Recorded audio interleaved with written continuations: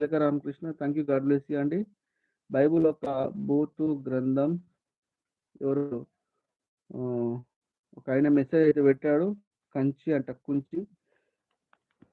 Bible బూతు గ్రంథం అని ఎవరు చెప్పారు అన్నయ్య, సహోదరుడా? బైబిల్ బూతు గ్రంథం అయితే మరి నువ్వు బైబిల్ చదువుతున్నవారు, ఆచరించేవారు అందరూ వాళ్ళు కూడా బూతు అనేది ఎక్కడుందో ఒకసారి మీరు చూపించండి బ్రదర్. కుంచి అని ఎవరైతే ఉన్నారో వారు చూపించండి ఒకసారి.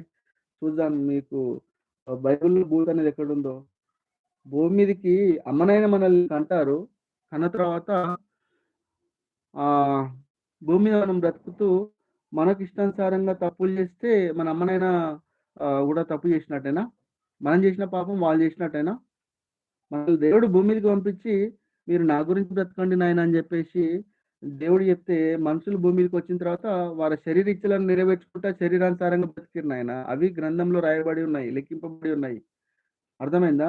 ఈ విషయాలు మీకు తెలియకపోతే చదివి తెలుసుకోండి. దేవుడు ఒక్క పాపం కూడా చేయలేనని ఆయనే చెప్తున్నాడు క్లియర్‌గా.